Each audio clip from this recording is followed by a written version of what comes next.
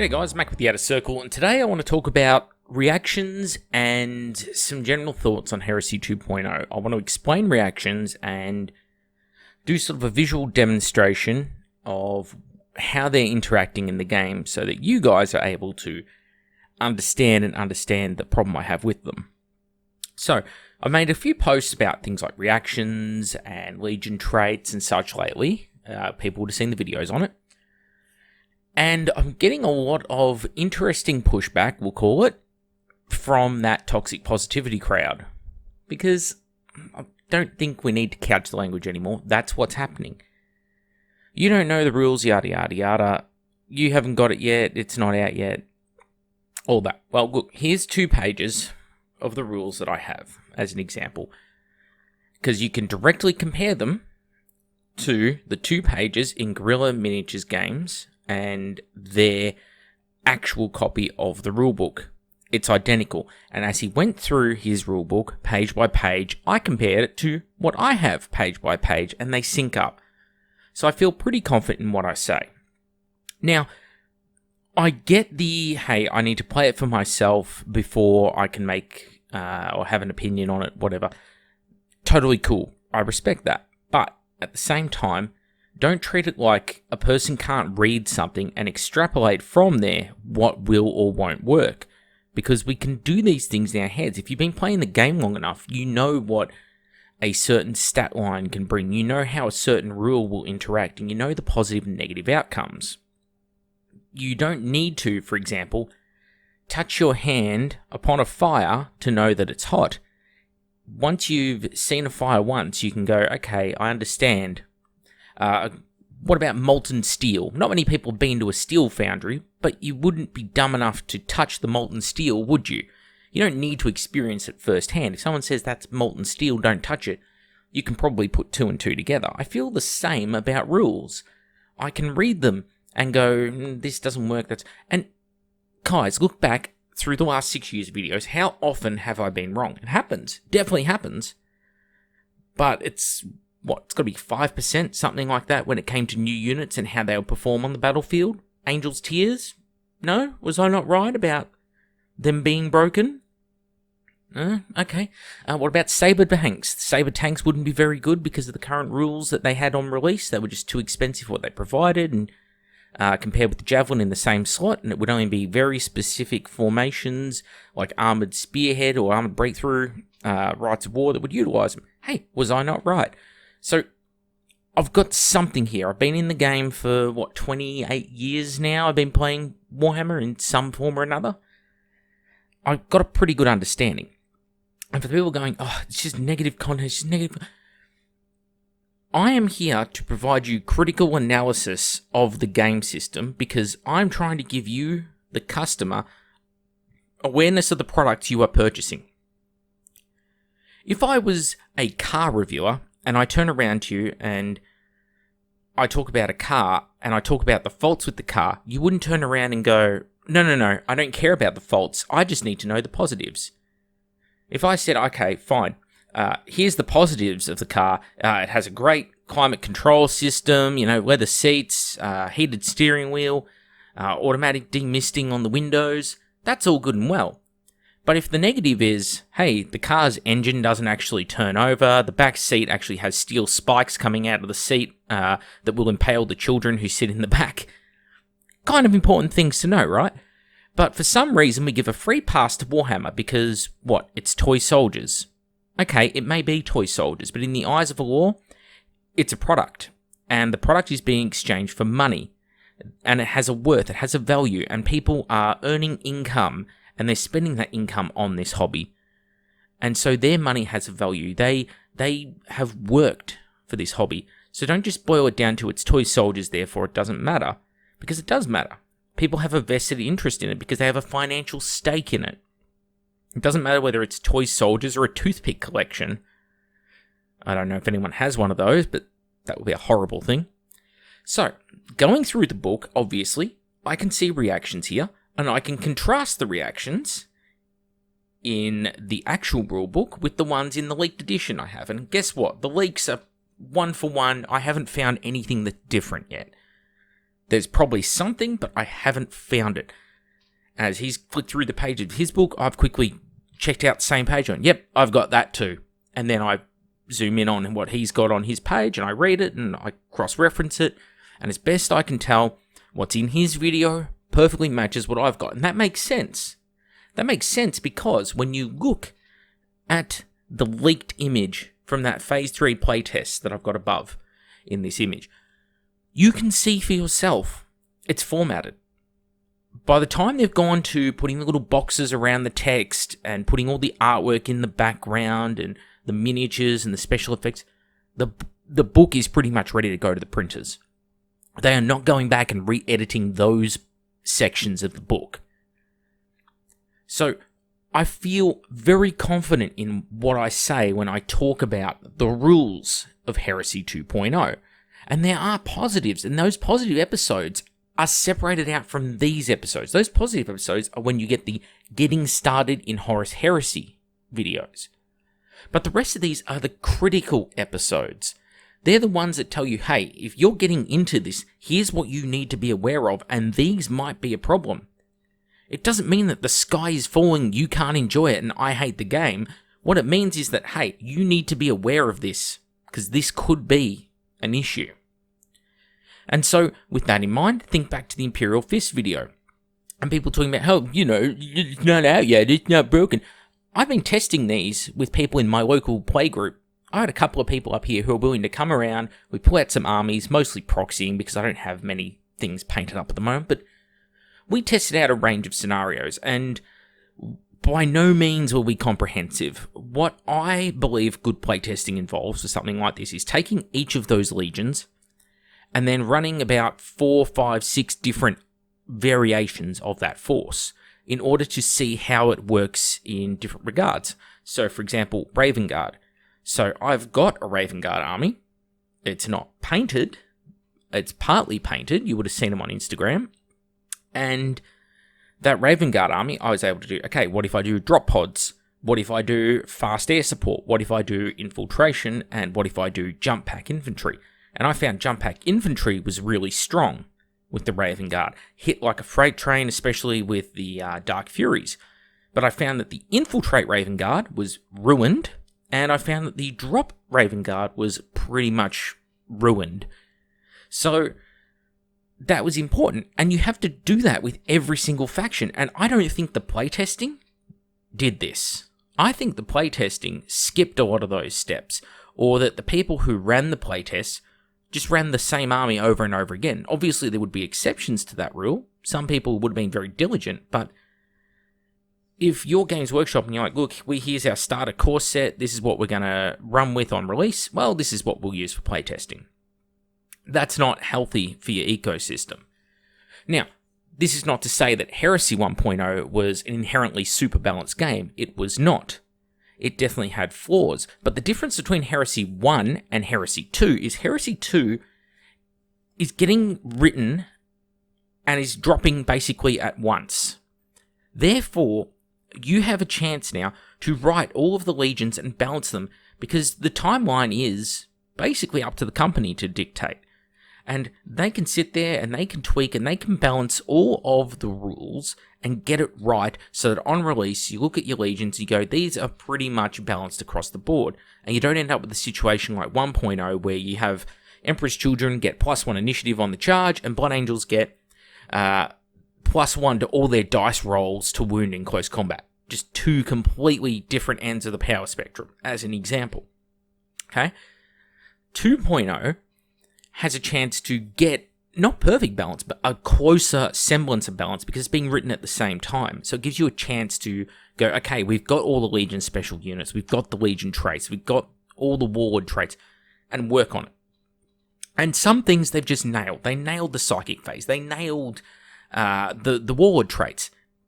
But I would rather play 1.0 as it looks and port the Psychic phase and the Warlord traits from 2.0 over to 1.0. That would be better. Because things like the Legion traits, the vehicles have Legiones Astartes now. So if the Legion has a trait and it doesn't specify that doesn't affect a vehicle, then it does affect a vehicle, hence Imperial Fists. And Imperial Fists can also take Assault Cannons. They're the only other Legion apart from Blood Angels that can, but Blood Angels don't get a bonus to their ballistic skill. So whilst, yes, an Imperial Fist Predator armed with Assault Cannons is incredibly deadly, ballistic skill 5, and it does cost more points than a Loyalist Predator, it is still a significant increase in firepower. And it doesn't need to be armed with all Assault Cannons, it's just better than you with a range of weapons by default. And to me, that was a problem in the writing, hence it got a video. And you have the same problem occurring with the Imperial Fist again, because you take something like a Seeker and Punisher. Well, the Punisher's main gun is 18 shots. It's 18 shots, it's strength 6, it's AP 4, and it's pinning with a -1 negative modifier on your leadership in 2.0. And you can upgrade that tank to have a single heavy bolter stock and 3 assault cannons. If you're playing a armored spearhead or armored breakthrough Rite of War, you could take that as your HQ unit and it will get an invulnerable save. And that would be considered fair and perfectly balanced as well.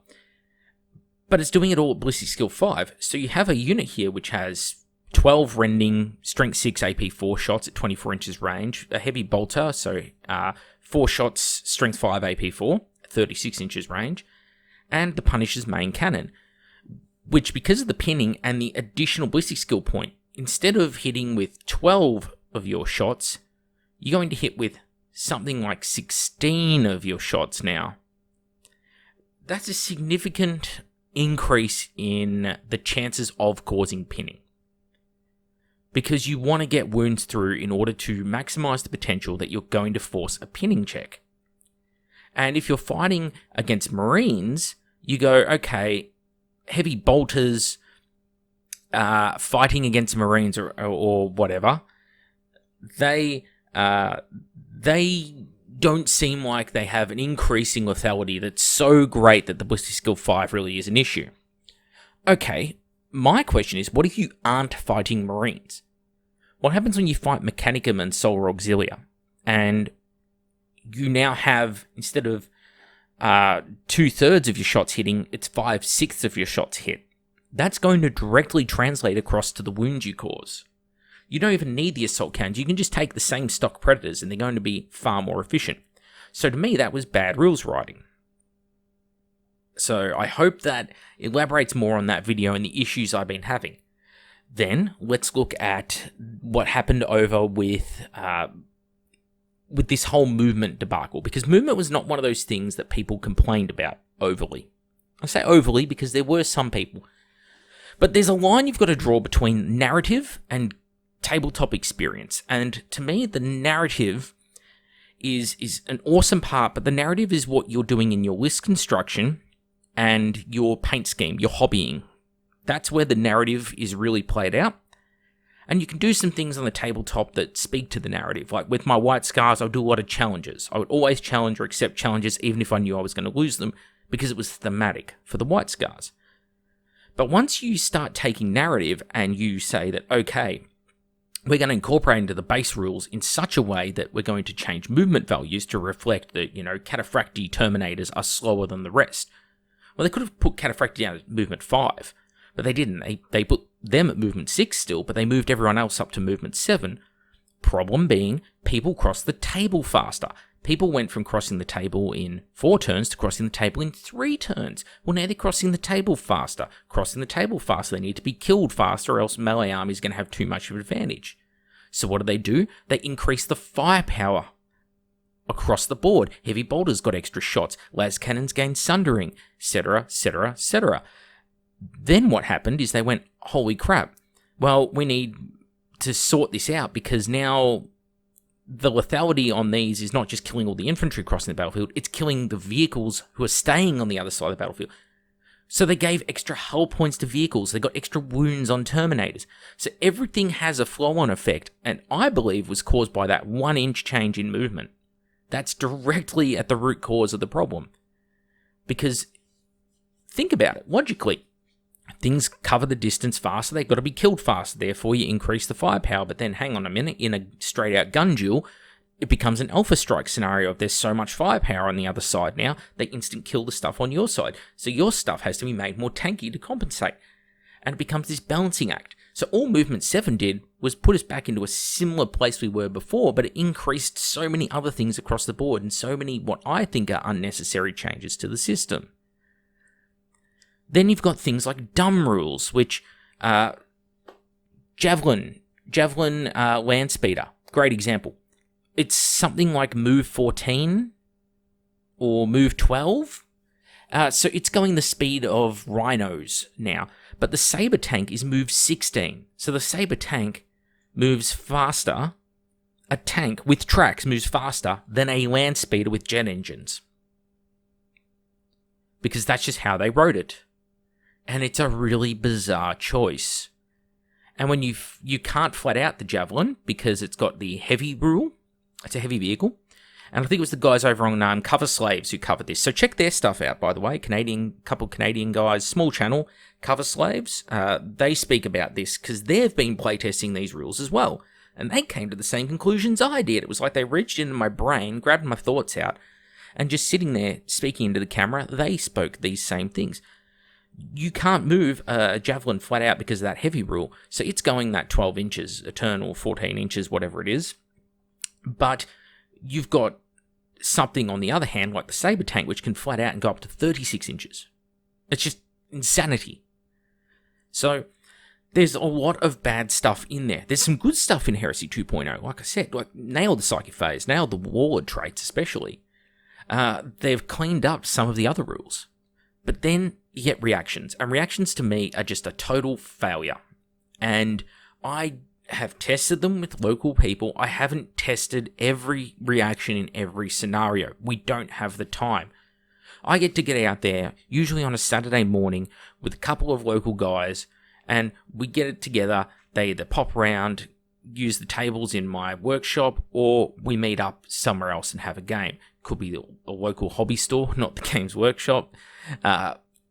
Wherever it might be. We meet up, put a couple of models on the table, let's test out some scenarios, some what-ifs, some maybes. And we get a really good feel for things that way. And the problem with reactions is, Games Workshop won't commit to I go, you go. And I have a very poor opinion of I go, you go systems. They can work fantastic depending on how the game is structured around them. So, for example, Song of Ice and Fire has very much an I go, you go system.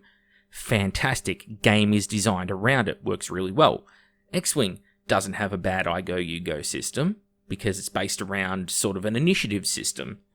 Cool. Works well. 40k, and by default, 7th edition 40k, which became Horus Heresy, that was not built around that system. So slapping that reactions and you do something, I act in accordance with it, doesn't work that way. Because the reactive player is not actually the person who's performing the reaction. The reactive player is the person whose turn it is. I know that sounds really silly, but if you're playing a turn and you just are getting constantly interrupted and you have to second guess or double think every one of your actions now because of that trap card that's going to get played on you, that is a major, major flaw of the system. And I say trap card because that's exactly what it is. If you go up against Imperial Fist, for example, and you have, let's say your World Eaters, you've got Red Butchers and you're going to go for that assault.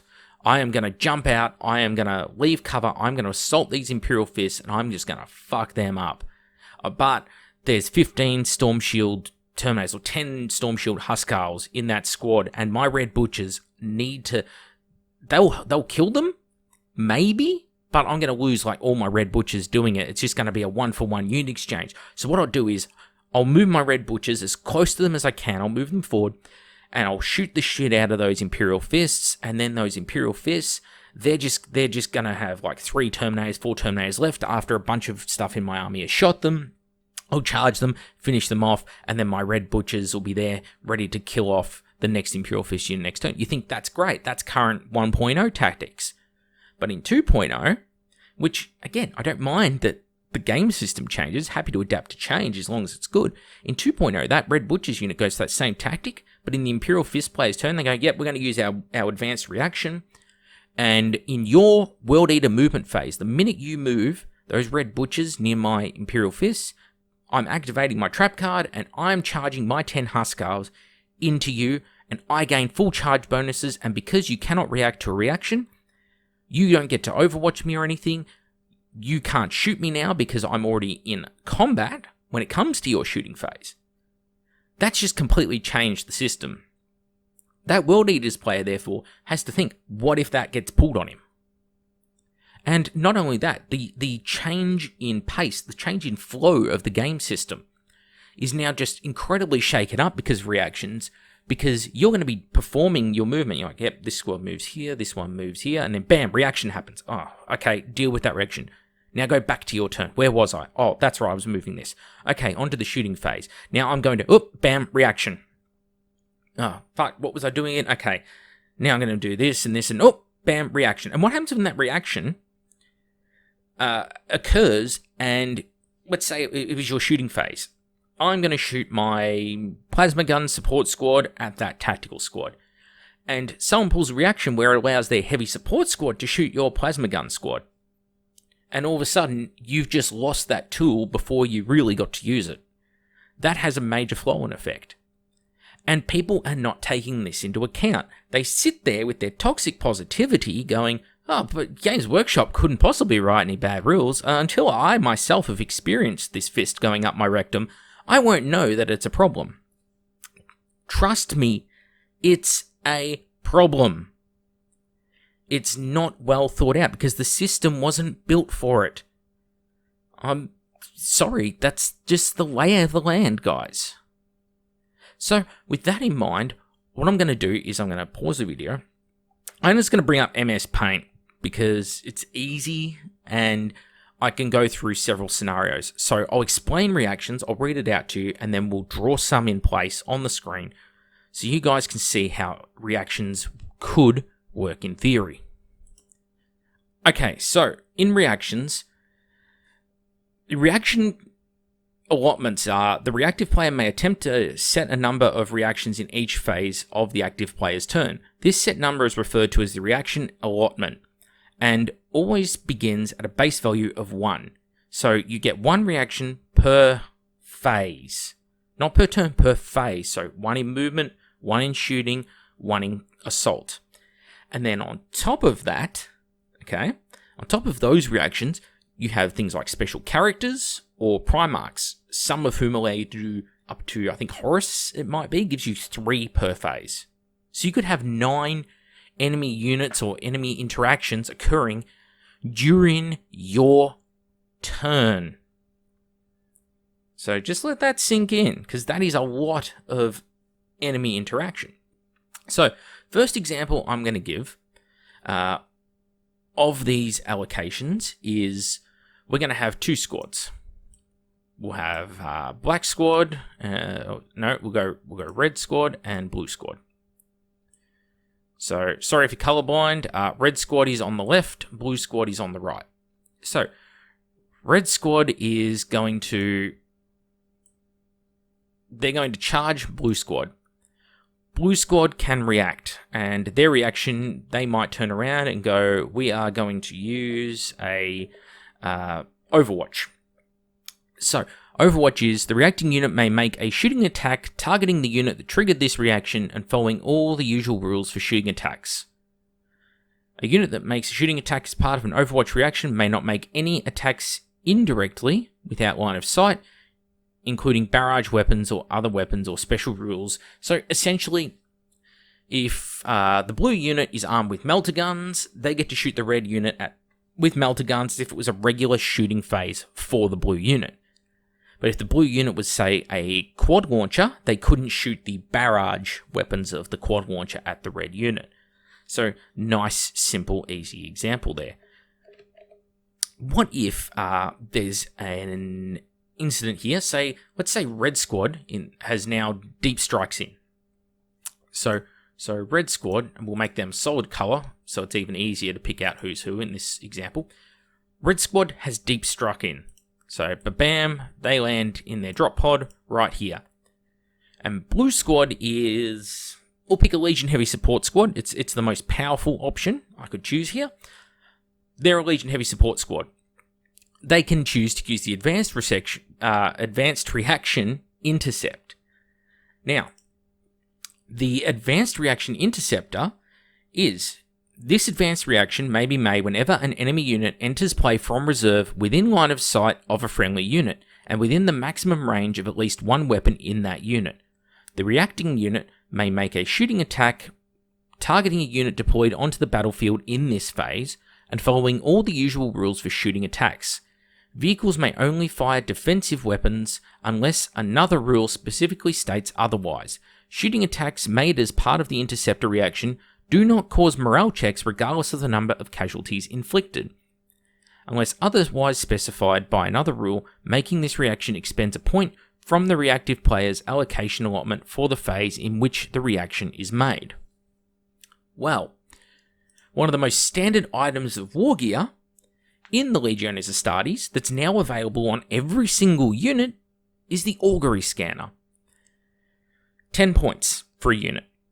So it's 10% of the cost of a Space Marine Tactical Squad, which is only 100 points now. So, the augury scanner is enemy models cannot be deployed using infiltrate within 18 inches. So, Red Squad's backup, we'll say Red Squad is Raven Guard here, and this is a drop pod full of infantry, and they've got some recon marines. Those recon marines, with their one-off infiltrate, they're stuck back there. That's the Burgundy squad right at the back corner there. They can't help out. Now, a unit that includes at least one model with an augury scanner ignores the 24-inch limit to line of sight when making shooting attacks while night fighting is in effect. Awesome. No negative penalty either, like the old improviser where you had to take blind checks with a negative modifier. No, this is just straight up bonus, buff, benefit. Now, the kicker. When an enemy unit is deployed to the battlefield from reserves, a unit that includes at least one model with an augury scanner may make the interceptor advanced reaction without expending a point of the reactive player's reaction allotment. This does not allow the unit to make more than one reaction per phase, but does allow the controlling player to exceed the normal 3 reactions in a given phase. So, red comes in, and blue squad, with their heavy weapons, targets red with their augury scanners. They get a free round of shooting against the red unit. So the red unit is going to take some casualties here, most likely. Now, the red unit gets to fire at blue after blue has already shot at red. So, bad news bears for red. There is also a reaction, it's a pretty common one as well. So going back to my reactions list, return fire. The reacting unit may make a shooting attack targeting the unit that targeted this reacting and follows all the usual rules for a shooting attack as part of return fire reaction, and may not make any attacks indirectly. So same rules as before, so no firing blast weapons. And so plasma cannons, which aren't very good anymore anyway, would be missing out, I suppose. In fact, they'd be able to use plasma cannons. It's just barrage because of line of sight rules. So there you go. That could be an entire squad of plasma cannons in the blue. So, red unit fires at blue unit, who already had fired at red unit when red unit entered play. So red unit has already taken some casualties. Okay, so we're just gonna smudge in. It's lost a couple guys. They now shoot at blue unit. Blue unit now reacts, shoots back at them, kills a few more. Now, red unit says, I want to charge blue unit in the assault phase. Blue unit, I'm now going to overwatch. Who is left from red unit after it's been shot 3 times in its own turn to try and pull off the assault against the blue squad? Who is left to do that? That's insane. And then you get to blue's turn. Blue has just fired 3 times in the other guy's turn, and now gets the blue player's turn. He can fire again. There is no limit. There is nothing stopping him. They just can't use the same reaction multiple times in the same phase. So what? That heavy weapon squad, or it could be a Terminator squad with combi weapons. It could be a Legion Tactical Support squad. Hell, it could be a Legion squad firing bolt guns for all it matters. Because if they're firing at you and they get 3 chances to do it, 3 sets of rapid firing bolt guns, even if it's just 10 Marines, that's a lot of bolt gun shots. So reactions is very poorly thought out here because they're giving you more turns in the opponent's turn than in your own. Now, is this required? Well, is that an extreme example? I would put it to you that no, that is not an extreme example because return fire is a standard reaction, can be used all the time. Overwatch, standard reaction can be used all the time, and an augury scanner can be used all the time because it's a piece of war gear and it doesn't eat into your reaction allotment.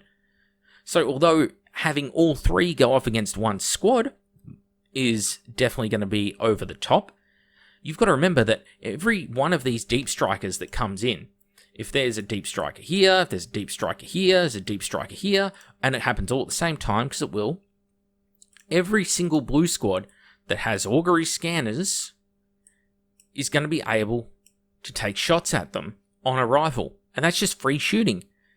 So every one of those squads is likely to be somewhat depleted in their own turn. That is huge, because in the old 1.0 rules, when you did an interceptor attack, the intercept attack, it targeted a unit, but you lost your shooting in the next turn. Okay, that's the key. You couldn't shoot next turn. So you got to shoot them early, but it didn't change the number of shooting attacks you could make in the overall game. Whereas now, with this combination of reactions and all that, you could have a unit, in theory, makes, 3 shooting attacks in the other guy's turn, plus makes shooting attacks in their own turn. So you're going to get at least every game turn 1 shooting attack, and potentially a maximum of 2 to 3 in every other game turn as well. That's a dramatic increased output in firepower. So that is why I'm all over the dislike of the reactions. It's just poorly thought out game mechanic. This isn't a game where it's minimal amounts of firepower. It's not a game where the game was built around having this kind of capacity from the get-go. The game is using 7th edition as the core rule set still, and that means that all the rules that dog 7th edition are being dragged along to this edition, and that is a major problem when this occurs.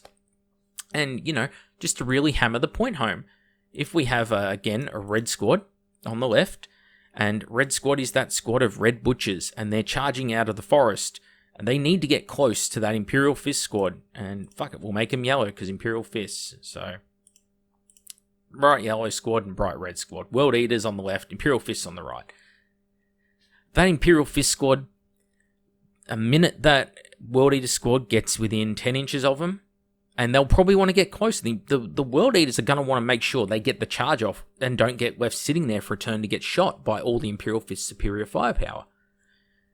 They're going to get charged by that Imperial Fist squad 9 out of 10 times in their own movement phase. And that means it doesn't matter how many World Eaters, heavy support squads, tactical support squads, whatever you might have dotted around that were going to help, what they were going to shoot into that yellow squad. That yellow squad is going in, and they're going to hit that red World Eater squad before any reaction really can take place there, because you can't react to a reaction. So that World Eater squad does not get to overwatch those Imperial Fists. Isn't that just balanced? Just awesome.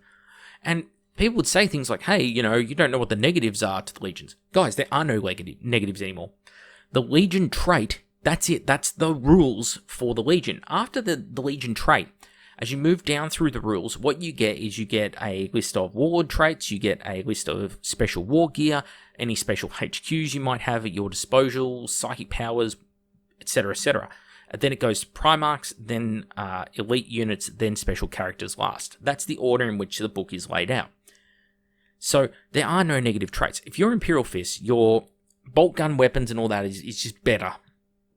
But Imperial Fists aren't paying anything extra for it.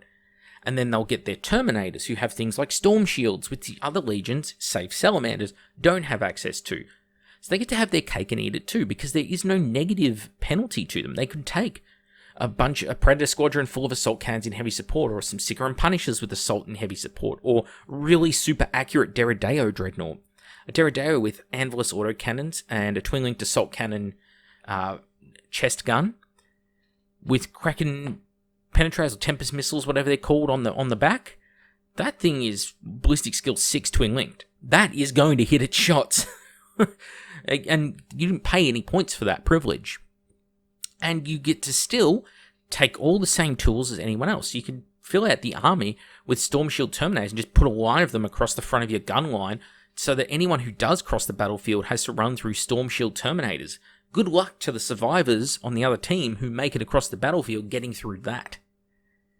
Anyway, that's all from me. I'm sorry it was a very ranty episode, but please go check out Guerrilla Miniatures games and see their review of the Horus Heresy rulebook if you're interested. Go check out Cover Slaves, and they go sort of in-depth on movement, cover, reactions on their own YouTube page if you are interested in finding out more about this stuff. Because I can't tell you whether or not you personally will like it. I don't need you to agree with me if it's good or bad either. I don't need the validation. People keep bringing that point up. It's a stupid point. All I need to do, and what I'm trying to do, and maybe failing at, is giving you, the person who's going to spend their hard-earned money, the only thing you're really working for in life is to get money. It's the only reason we work. So that we can buy nice things for ourselves, whether it's consumable products, whether it's a house, we want to support our family, whatever it might be. You need to know what to do with your money. And so I'm trying to give you the most information possible so that you can use your money wisely. And I have some serious trepidations about this edition. I'm not saying it's the worst edition or the best edition or anything like that. That's too big a call for me to make. And I can't speak on behalf of the community because I'm not the community. I'm one person. But what I can do is tell you what I have today, which is, look, here's the rules. I've got them. You've seen them. I've playtested some of them, not all of them. But you, for yourself, I've read them verbatim to you, how they function. So you can now put 2 and 2 together. And if you think, you know what, I still want to play those rules myself to really know, cool, totally acceptable viewpoint. But to sit there and suggest that I've got no idea is just preposterous to me. And that I hold some personal grudge against Games Workshop. I don't hold a personal grudge. I wouldn't be sitting here giving you both sides of the coin if I didn't. Even in this episode, which is a mostly, I guess, people will call it negative. It's not negative. It's just, I'm telling you the situation. How do you dress up in a nice way and make it a positive that, hey, the other guy has 3 reactions in your own turn? There's no positive way to dress that up. I'm sorry. So, I'm just sitting here trying to give you guys the facts, and it's up to you what you do with them. Anyway, that's all from me. Mac with the Outer Circle. Hope you got something out of the episode. I know it's a longer one, but please bear with me. I felt it was a lot of stuff I need to get off my chest. See you all on the next one.